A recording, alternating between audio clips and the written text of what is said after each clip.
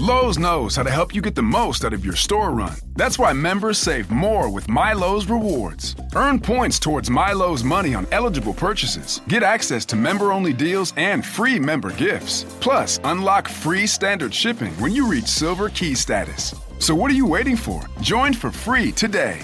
Lowe's. We help. You save. Loyalty program subject to terms and conditions. Details at lowes.com/terms. Subject to change.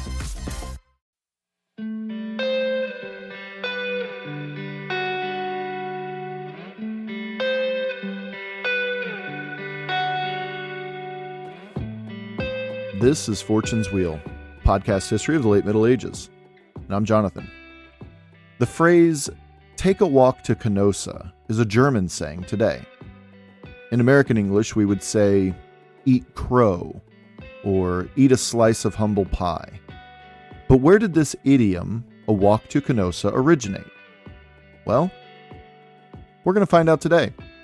This is episode 127, entitled, The Walk to Canossa. Thank you for listening, and I hope you enjoy the show.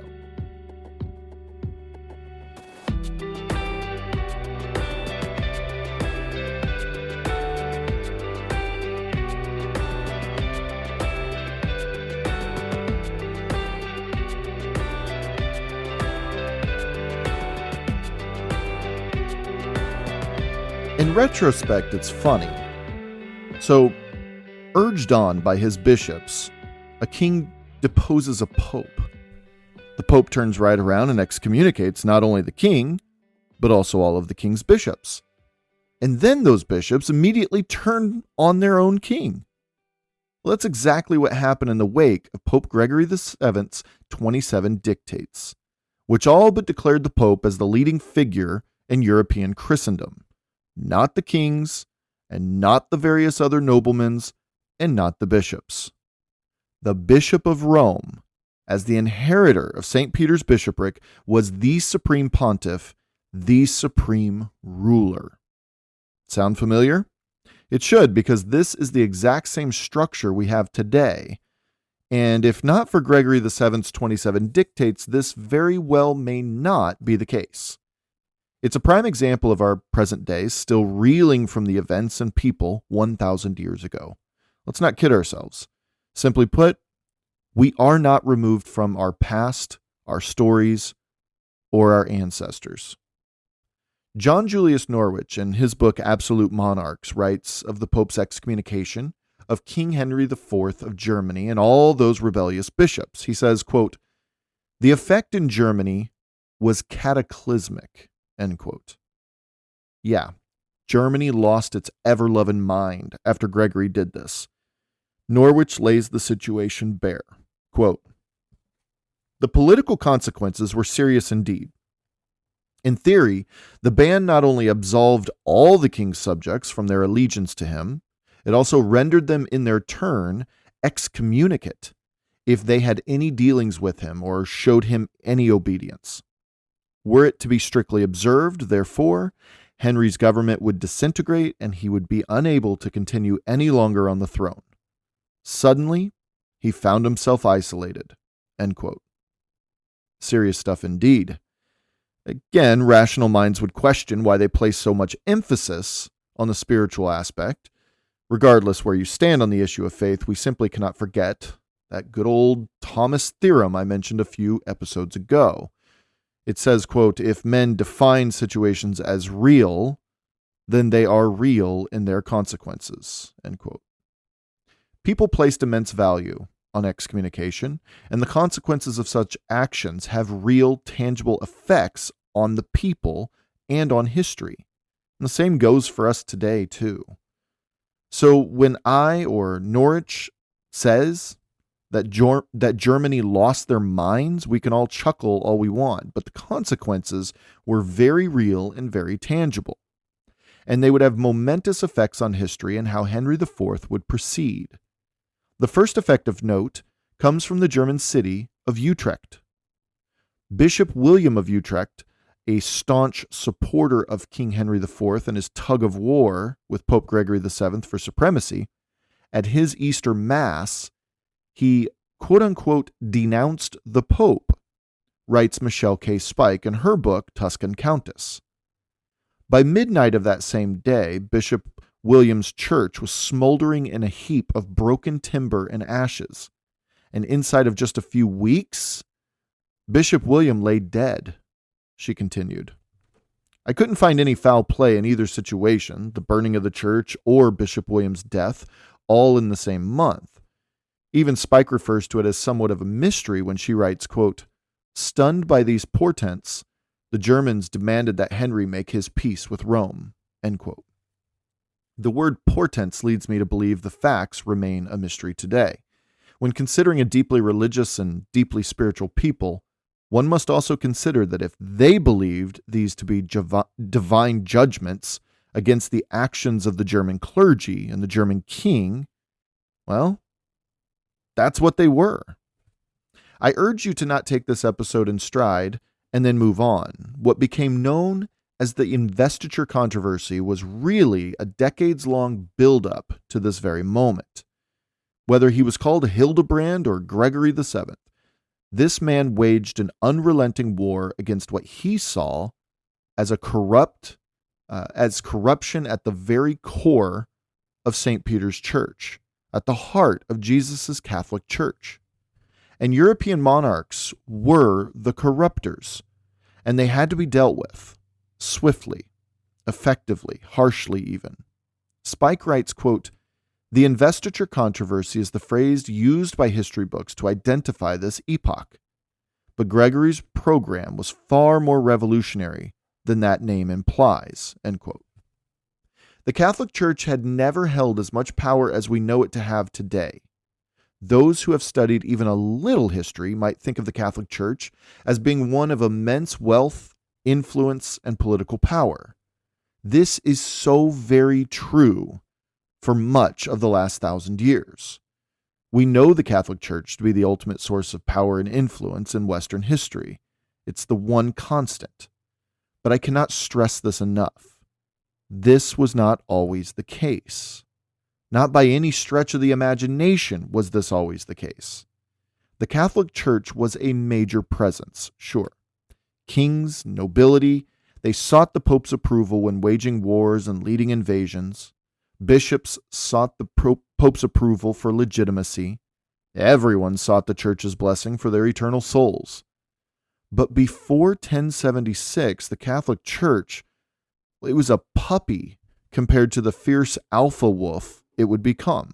And this maturation process would kick off precisely the moment Pope Gregory VII excommunicated the King of Germany. If someone ever asks you how and when the Catholic Church became what we know it to be today, then confidently respond with 1076 and Gregory VII's excommunications of Henry IV. Now, personally, I believe the pot, after 1,000 years of warming, began to boil in 1054 with the Great Schism between Eastern Orthodoxy and the Latin West. But that boil ran over finally in 1076. Remember, it was Pope Leo IX's delegation that caused the schism, and who was one of Pope Leo IX's closest advisors and friends? The future Pope Gregory VII. This was no one-man show or personal mission. It was a coordinated effort for 22 years. You want causes and effects, there you go. In fact, we could have a series of episodes detailing the causes of Leo's attitude on reform, which began with the Cluniac reforms. They were rooted in Cluniac reforms. Well, what caused that? Well, we got to learn the Benedictine reforms for centuries have been just building momentum. I mean, history's great, right? Causes and effects, that's all it is. So it sounds like the investiture controversy, which is the term, really, again, it came to be called in our history books, was way more than the issue of investiture. If you're thinking that, then you're spot on. It was, in fact, about bigger issues than just monarchs packing in their kinsmen, clergy or not, in the highest positions of monasteries, churches, or bishoprics. It was about so much more than that, but that was the primary weapon, which is why we remember it by that name. However, if I may add, Donizzone, Matilda of Tuscany's biographer, described the practice of investiture quite accurately, at least from the Pope's perspective, in this way. Investiture was the practice of, quote-unquote, installing wolves as priests instead of shepherds.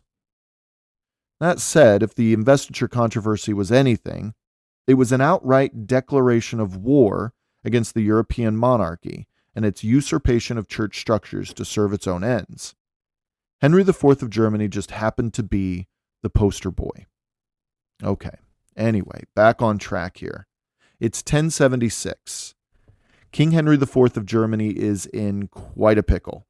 He's officially excommunicated and subsequently alienated by his own nobility and clergy, and thus his own people at large. Even the lowly peasantry has the Pope's blessing, by implication of the excommunication, to disobey and ignore the king's legitimacy. This was a harrowing place for a medieval monarch to find him or herself in. Let's not candy-coat it. Meanwhile, Pope Gregory VII is riding high, having bested, at long last, the German king.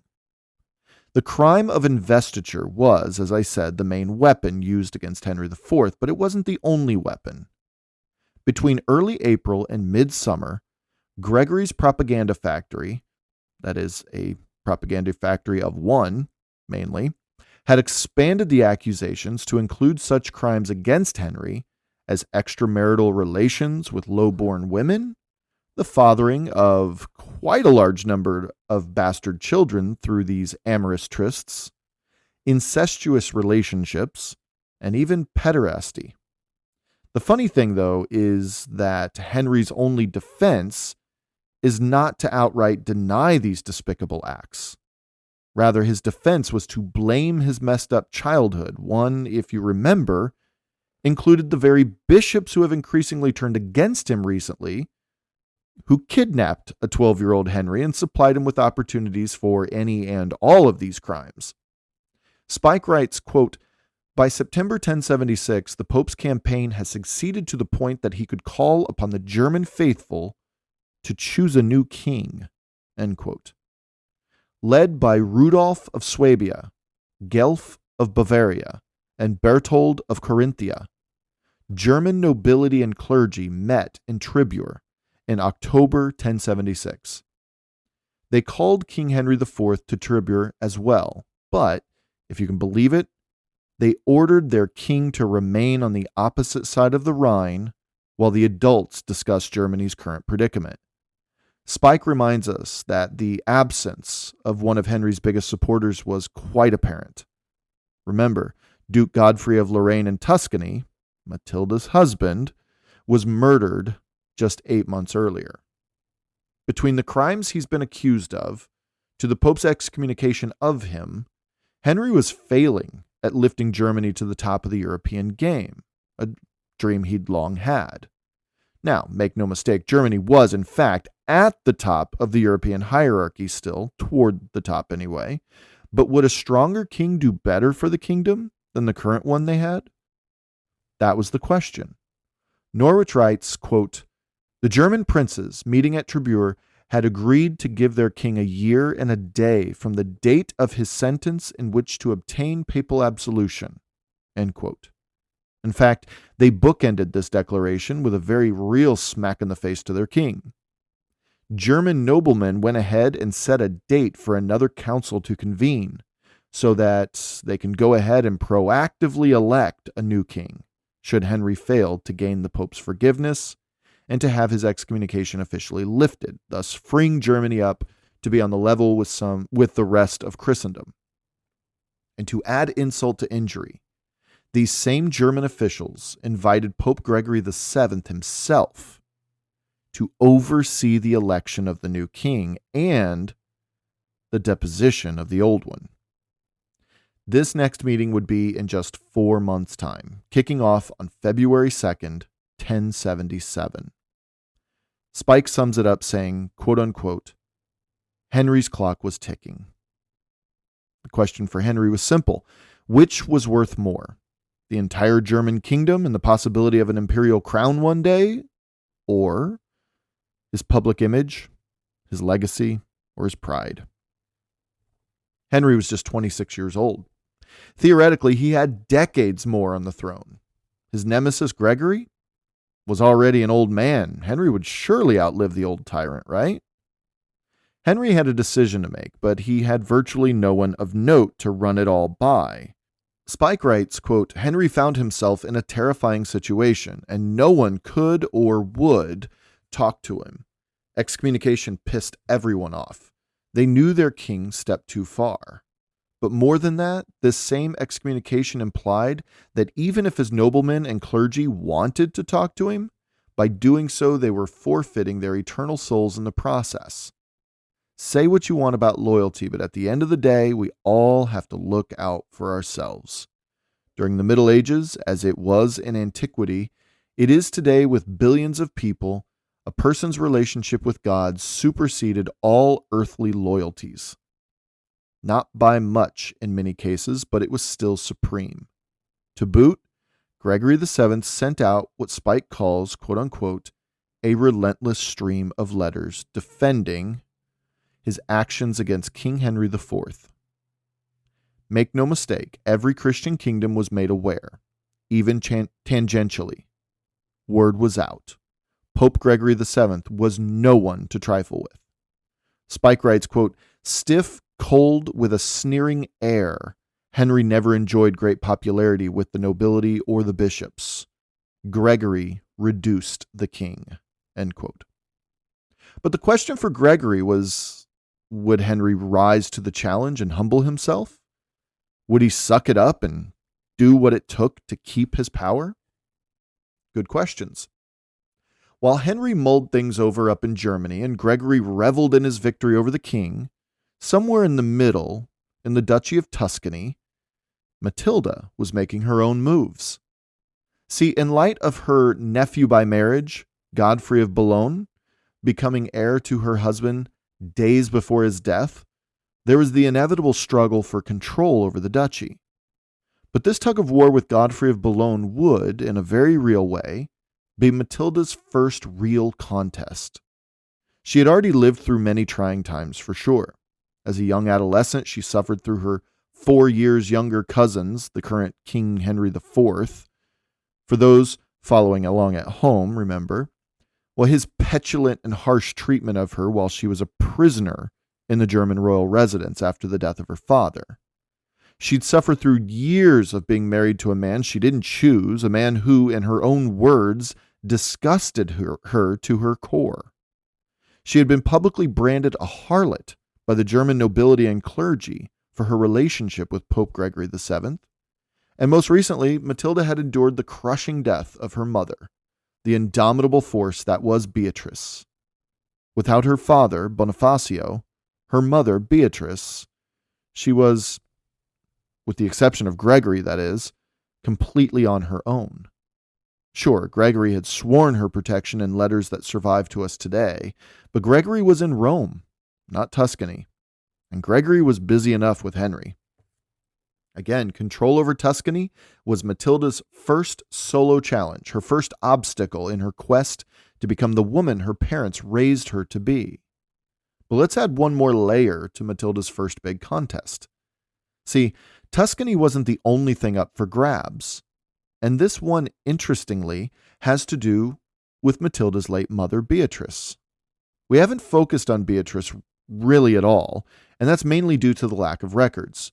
We know her predominantly through her daughter Matilda's commissioned work and Gregory's correspondence to her and Matilda.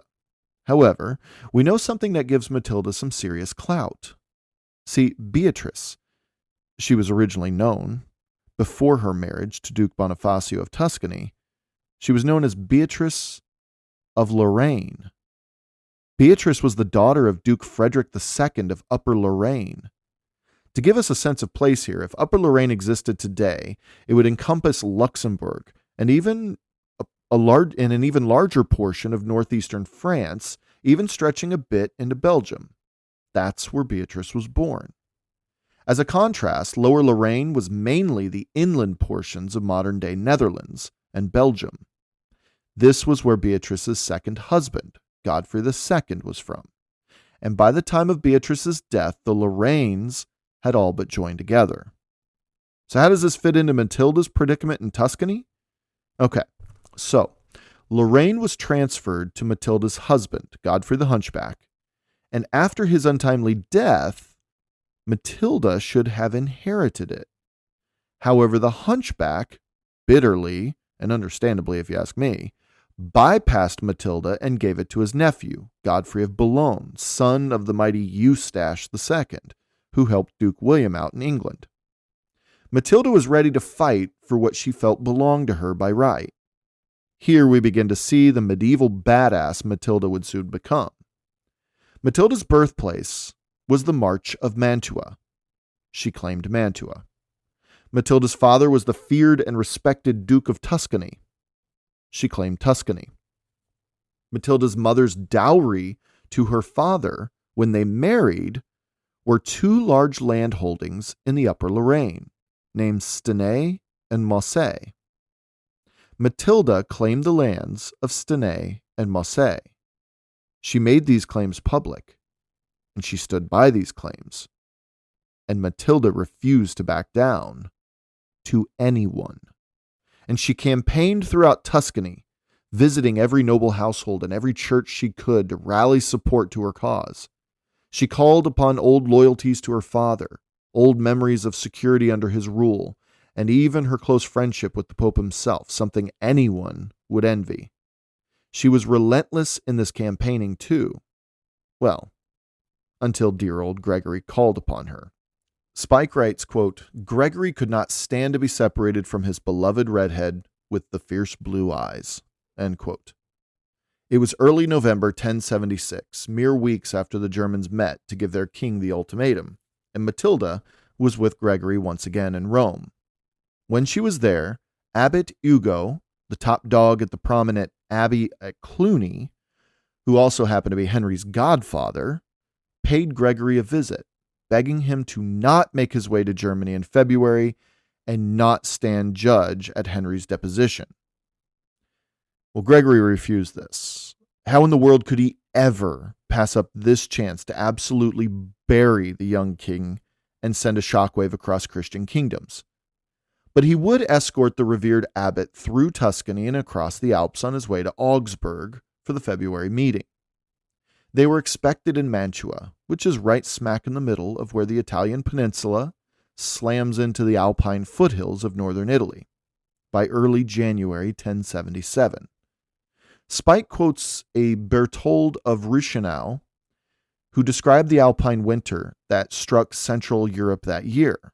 This Berthold writes, quote, "When the Diet of Tribur ended about November 1st, a snow greater than any remembered began, and covered not only the Alps, but all of northern Italy with an abundance never before seen.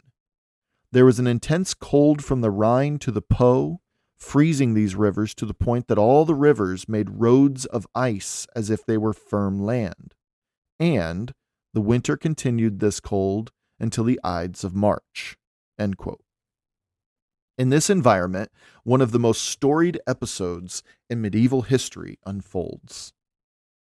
On their way, they were enjoying high levels of comfort, given Matilda's gigantic number of estates and castles across Tuscany. Estates and castles all built by her grandfather and her beloved father decades earlier. It was their arrival in Mantua when word came from the Alps that their mountain escort would not show up. The weather, it was just too treacherous. However, Spike writes, quote, "As they deliberated in the relative comfort of Bonifacio's palace, a messenger announced the news that Henry had crossed the Alps and entered Italy." End quote. What should have only taken him a week or so took the king more than 4 weeks. It turned out that Henry had received word that the weather was increasingly awful in the mountains, and if he wanted any chance of saving his reign, he needed to act fast, regardless of what progress his godfather may or may not have made with the Pope. Honestly, given the circumstances, Henry played it perfectly. But this isn't to say it was easy by any stretch. 4 weeks of mountain travel must have been horrible, notwithstanding the blizzard-like conditions they endured. To boot, Henry brought his wife, Bertha. and his infant son, Conrad, with him as well. Also, no one was to know about this crossing as it was happening. There were only around 50 people traveling with the king, something quite unusual for obvious reasons. Throw in the situation that Henry would need to travel through several lands occupied by some openly hostile subjects of his. In fact, as he was setting out, he was debating which pass through the Alps he would try to use, given that every single pass was controlled by one of these hostile noblemen. Lambert of Hersfeld is one of the most trusted German chroniclers of the 11th century, up there with Adam of Bremen. In fact, Lambert of Hersfeld had already written quite the history of the world in the vein of the Venerable Bede up in England. He was an old man. This Lambert was an old man by 1077, given maybe another 8 years to live after this episode's time. Lambert would write a great account of Henry's dangerous trek south toward the Pope, and it's worth noting that Lambert was a staunch and open opponent of Henry's. Lambert wrote the following, quote, "Once the difficulty of obtaining permission to proceed had been overcome, another problem immediately presented itself. The winter was very bitter.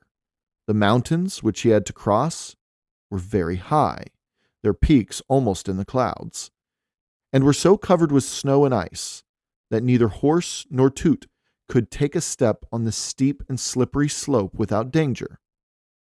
But the anniversary of the king's excommunication drew near, and would allow no delays on the journey, since he knew that, unless he was absolved from the anathema before that day, it had been decided by the common sentence of the princes that his cause would be lost forever and his kingdom forfeit, with no hope of future restitution.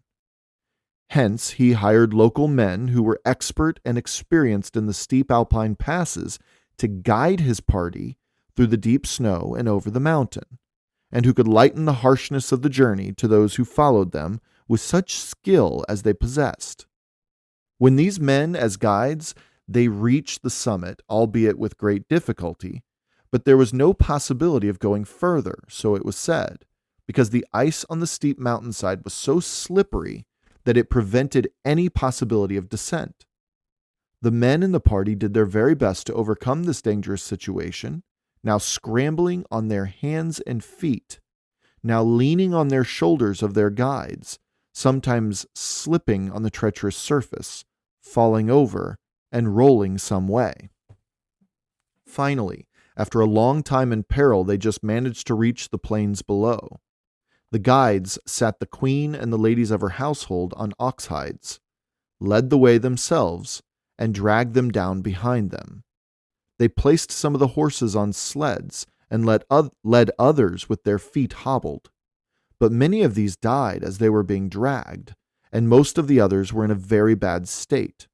Only a few were able to escape the danger unscathed." End quote. And that is a quote directly from the Annals of Lambert of Hersfeld, by the way. I was able to find the chronicle quoted above, but Spike, being the phenomenal biographer that she is, was able to find other near contemporary accounts of this that added a bit more detail, so I want to share those. She narrates this harrowing journey across the Alps like this, quote, "The guides sewed the mother and her child into hides and placed them in a sled carved out of a tree trunk. The royal family was pulled up and lowered down the snow-covered mountains with ropes. In some stretches, Henry pulled himself, with frozen fingers, along the ridges of ice, crawling on his knees." End quote. The images are awful to think about, so credit to Henry and his wife and those brave guides who made it all possible. But Henry wasn't finished paying for it all. Not quite yet. See, on the south side of the mighty Alps, they warmed up and recuperated in his in-laws' estate. Bertha's mother, in exchange for allowing them to stay and taking full advantage of Henry's current predicament, well, she was able to finagle a quote-unquote very wealthy province in Burgundy, says Spike, from Henry before he moved on. What's more, Henry was somehow able to gather an actual army of Lombard lords at Pavia, and then marched south to Mantua, where Abbot Ugo of Cluny, Pope Gregory VII, and Matilda were all wintering. It was all a complete surprise for these three to hear the news of Henry's crossing and subsequent military march at the head of the army, but they readied themselves for a fight. The first thing they needed to do was abandon Mantua and head to one of Matilda's grandfather's old fortresses. Just 4 days before Henry's army marched in sight of them, the Pope and Matilda arrived at the fortress at the very top of the rock of Canossa. Spike calls this fortress impregnable. This next part is but a blip in the grand scheme of things, but I found it to be monumentally important for our story of Matilda. See, Henry was still quite a ways from Canossa, but he had sent for both his uncle, Abbot Ugo of Cluny, and Matilda. He sought her counsel and wished to ask her to intercede on his behalf with Gregory. It was a massive gamble. The last time she was in the presence of Henry was 2 decades earlier, and she was a literal captive in his father's home. He was, again, 4 years younger, and just an absolute bully to her. We don't know how Gregory reacted to this request, so far as I know, but Matilda makes the bold decision to pay her younger cousin a visit on his turf. She would be accompanied by one of the most revered men in Christendom, that is, Ugo of Cluny. But remember, Ugo was entirely loyal to Henry IV, as he was the king's godfather. Matilda found herself quite alone. Standing in the presence of the king, Matilda stood tall, it seemed. Spike writes, quote-unquote, Matilda showed no fear. The moment must have been extremely tense, though. Henry was looking at the closest acquaintance to his despised enemy, the Pope. Standing before him was the daughter of the man rumored to be murdered by his father. Standing before him was the daughter of Beatrice, the bulwark that kept so many usurpers from Tuscany, including him, at bay for years. Standing before him was the widow of one of his most trusted and loyal noblemen, his gruesome murder rumored to have been orchestrated from afar by this very woman. Standing before him was the thing that stood between him and the Pope's forgiveness. Let me say it another way. Standing before him was the one thing that stood between him and his crown. In this tension, all of that didn't need to be said. Both Henry and Matilda were well aware of how their lives intertwined and led to this very moment. Given his history, it would have shocked no one had he struck her, imprisoned her, or even killed her where she stood. And it was in this moment, in his own space, far from Matilda's guards, that Henry suddenly dropped to his knees. He humbly begged Matilda, reportedly saying, quote, If you do not help me in this moment, I cannot fight any more because the Pope has condemned me. O valiant cousin, make him bless me. End quote. Besides this, Matilda was holding the proverbial winning hand, explained Spike. Spike says, quote, As she saw it, the plan she and Beatrice had devised was working perfectly. She had fought her way back to a place of power. Now she had something the king needed. She could guarantee his repentance to the Pope. She could trade that for what she wanted in return. Confirmation of her possession of Bonifacio's land as her father's lawful heir. End quote. Matilda left Abbot Ugo with the king and was kindly escorted back to her castle upon the rock of Canossa, back to her beloved Gregory, with a full report about what had happened and what was said. Now, it was simply a waiting game for the king to arrive. If you don't mind, I'd like to set the scene, the real scene for what history has called the walk to Canossa. Castello di Canossa is the name of this particular mountaintop fortress. Encased in tall stone walls, Matilda's fortress has 6 turreted towers positioned at unequal distances from each other. In fact, one side had 2 large towers and 1 small one, while the front side had but 2 smaller towers. On the back side of the castle, there was the largest tower, rising higher than any other structure there, looming mighty over a deep ravine below. At this tower, looking out, allowed Matilda and her loyal soldiers to be on constant lookout for anyone attempting to strike from below. Though this side of the fortress had a near unclimbable wall, earthen wall for most of it, just to reach the fortress itself, the other side spread out gradually to the valley below. This was by any measure a grand castle indeed. Looking out in any direction, Matilda would have been greeted with some of the best views this wonderful planet has to offer.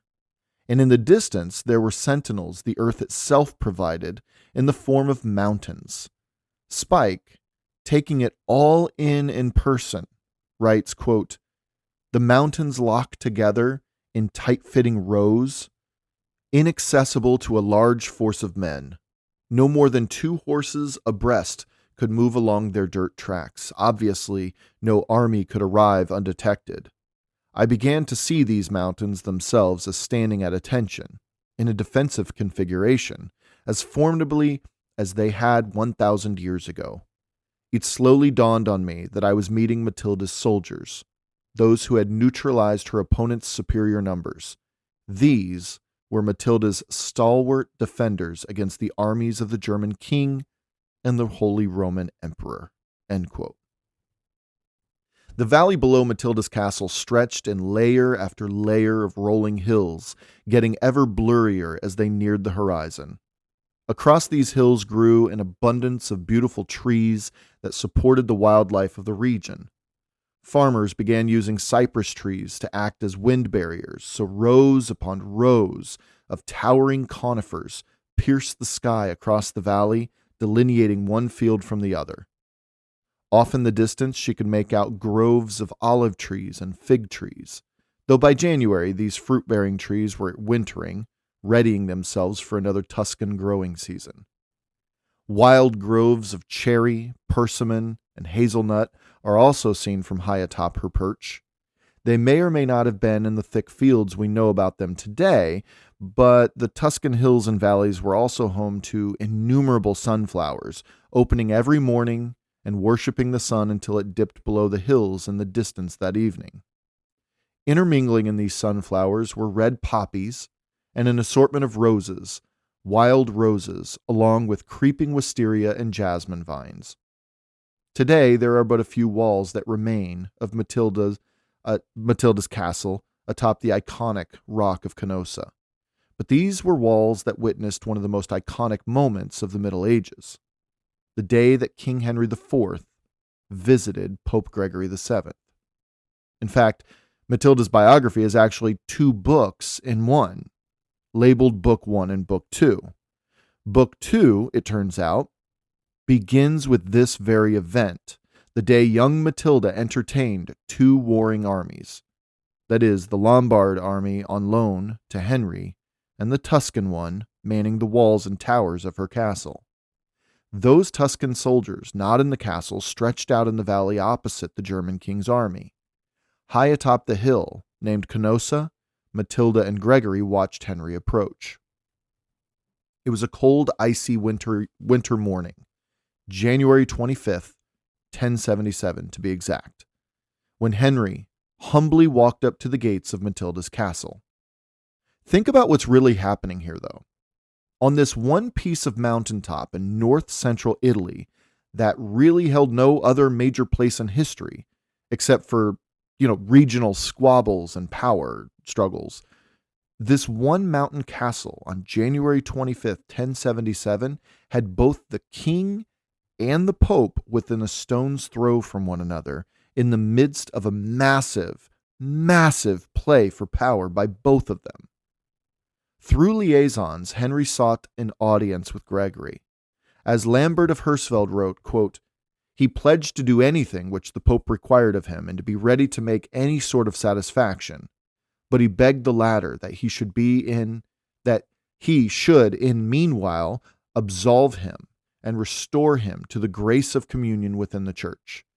He was prepared to answer in full the charges which had been made against him." End quote. And that is from, again, the Annals of Lambert of Hersfeld.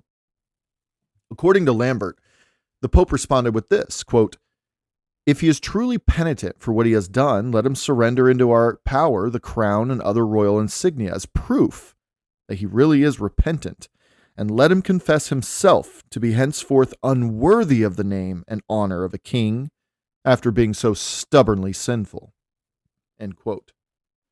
However, cooler heads prevailed inside the walls of Matilda's home. Advisors, chief among them Matilda, convinced Gregory VII to ease up a bit. This could be a way of leveraging Henry for years to come, if the Pope played it just right. At the moment, should Henry fail to make good with the Pope, the Germans would most likely elect Rudolph of Swabia. It's already been all but confirmed that that's who it would have been. Though a staunch supporter of Gregory's, who knows what Rudolph would be when he wore the German crown? Henry was a known. Rudolph was an unknown. Approaching the castle, Henry IV, King of Germany, wore no armor. He holstered no weapon. In fact, he had no medal on whatsoever, not even the German crown, declaring his respected station. He wore a humble beggar's rags, complete with no shoes. In January, Lambert writes, quote, "The king came as he was commanded, and since the castle was surrounded by a triple wall, he was allowed within the second of these walls, leaving all his attendants outside the third, and there, stripped of his royal robes, with nothing kingly about him, entirely without ceremonial, and with his feet bare, he stood, fasting, from morning until evening, while he waited for the Pope's sentence. He did this for a second, and then a third day. Finally, on the fourth day, he was admitted to the Pope's presence, and after much discussion, he was absolved from his excommunication on condition that on a day and at a place which the Pope would designate, he would attend a general council to which the German princes were also summoned and answer the accusations which had been made against him." End quote. Yeah, so after all that, though Henry had made good with the Pope and had his excommunication lifted, Gregory was still imposing upon him a trial of sorts, with his German nobility all in attendance. To boot, Henry was forbidden from wearing anything that would signify his royal status, and Henry had to purge his court of anti-papal figures, such as Bishop Rupert of Bamberg and Udalric of Kosheim. Lambert wrote, quote, "The king willingly accepted these conditions and promised with the most holy pledges that he could make to uphold them all." End quote. In addition to these promises, the bishops and nobility in attendance were also required to give oaths that they would see that Henry would do as he promised and see that he obeyed the Pope's conditions to the letter.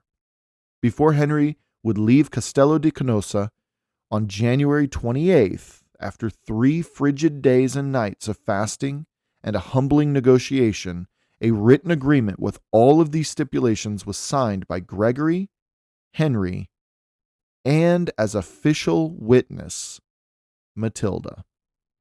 The entire group then walked together to the church of Sant Apollonio inside Matilda's fortress. There's really only one wall of this church remaining today, Spike tells us, because of a violent uprising in 1255 against a lord who had inherited the Castello di Canossa about 175 years after this momentous episode. But on January 28th, 1077, the Pope led Mass there, and it was here that the real official forgiveness was offered and received with witness to report it back to the German nobility. Pope Gregory VII offered communion to King Henry IV of Germany, and all was back on the level. The powerful Abbot Ugo of Cluny, the bishops of Zeitz and Vercelli, and Margrave Azo of Este were also present at this Mass service, and not least of all, Matilda, who in the course of those 3 days would emerge possibly the biggest winner of the whole ordeal. Her status on the world stage was now firmly chiseled into stone. That is the medieval European story. Matilda of Canossa is one of the names she would forever be known after this, because for many, Matilda rose to real prominence at this moment on the rock of Canossa. Matilda still has a while before achieving renown as the great Countess of Tuscany, but she is forevermore associated with one of the most compelling and important moments in European history. Henry IV had retained his crown. Pope Gregory VII had established an earth-shattering precedent for papal supremacy, and Matilda had officially arrived. She hosted and mediated and witnessed and even signed off on the entire event. History remembers this as Pope Gregory VII's big moment, and certainly to a large extent it was. That's not an unfair thing to say about the Walk to Canossa episode. But in my humble opinion, how can anyone fail to see that this was clearly Matilda's moment? At this moment, though, Spike delights us with an account of what happened after the service. Matilda ordered a quote-unquote lavish banquet for a late lunch that day. She adds, quote, "The only utensils were knives for slicing off chunks of meat. The Pope, King, and the Countess held the food in their hands." End quote. At the time, it was commonplace for meals like this to include pork, prepared in a myriad of ways. Quote, "grilled, boiled, raw, and smoked, or ground into winter sausages." End quote. This delicacy also included stuffed pig's feet. Spike tells us that a variety of mushrooms were consumed throughout a Tuscan winter, and, quote, her father's recipe, the famous balsamic vinegar, was praised locally as a delightfully piquant accompaniment for Reggiano cheese, end quote. Dessert was most likely, given the time of year, a chestnut flour cake drizzled with fresh honey. Sounds nice, doesn't it? I mean, everyone's ready to move on with their lives, all of that nonsense in the past, right? And now they have the lady of the manor offering up the bounty of her region at no expense. Matilda sought nothing but to show what she had and what she was capable of, both as a lady of her time as well as a savvy political player. It seems she excelled at both. But we learn that the meal and the expected festiveness of the outcome just didn't bloom into a positive turn of the corner for anyone. Henry, it said, ate in absolute silence, having been brought lower than he ever expected. Within hours, Henry was led out of the castle gates, through the innermost wall, down the spiraling path leading up to the castle, having to proceed through another set of gates on his way down, and then at the bottom of the massive rock of Canossa, he was forced to suffer through one more gate procedure. Presumably, he was given shoes and warmer clothing, but we're not told. What we are told is that he hastened his way back to the nearby city of Reggio, not the one in Calabria, obviously, a different one up north. Once there, he was greeted by the waiting bishops who were staunchly opposed to the Pope. These clerics included the locally influential Bishop Guiberto of Ravenna, and it took no time at all for Henry to be convinced to break his oaths to the Pope and all in attendance at Castello di Canossa. In fact, Bishop Guiberto of Ravenna placed a crown of gold upon Henry's head, breaking the oath to not wear anything regal until he stood trial in front of his noblemen at Augsburg in a few weeks. As far as Henry was concerned, his noblemen required him to be readmitted to the church. There were numerous witnesses attesting to Henry receiving communion from Gregory himself. What was asked of him was achieved. It was achieved in time. All that extra stuff, that was just fluff. It wasn't a part of the German nobility's original terms, so to hell with it. As an added extra layer of complexity, we should note that none of the German nobility really thought Henry would make it happen. I mean, Henry? Really, Henry? There was no way he would stoop so low as to do what needed to be done. But Henry did just that. The problem was, well, the German nobility had already unofficially elected a new king before the council at Augsburg in February of 1077. Yeah, by the time Henry returned to Germany to declare that he was still the rightful king, Rudolf of Swabia was all but wearing the crown. Keep in mind that Rudolf of Swabia was one of the chief architects of the most recent revolt against Henry IV's reign. This left Germany in quite a pickle. Spike writes, quote, "By March 12th, 1077, two men were claiming to be Germany's lawful king, and their rivalry plunged Germany into a civil war. End quote. And that's where we will leave this one, folks. This was just the beginning of what is called the investiture controversy. But here's the thing, though. Did you notice that we didn't really mention the issue of investiture during this almost entire episode here? It wasn't by design. Investiture, simony, clerical celibacy, plurality, these were all most certainly major components to Gregory's beef with Henry IV. But the investiture controversy, as you've seen, was merely part of a much larger power struggle that would define the relationships the papacy would have with the various monarchies around medieval Europe for centuries to come. In fact, it would directly impact these relationships well into the Renaissance in 4 centuries. The investiture controversy downplays what was really happening. Was that by design?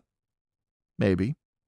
But if you learned anything from this episode, I hope it's that history is far more nuanced and easily manipulated as we would ever want to admit. Remember, investiture was only one part of the investiture controversy. So why name it that then? Well, it's a good question. I've thought about it for a fairly long time now. I believe it's because the practice of investiture, including Pope Gregory VII's outright outlawing of the practice, represented the larger power struggle, as I've said. Whether I'm right or not, maybe that's just a handy way of remembering what the investiture controversy was all about.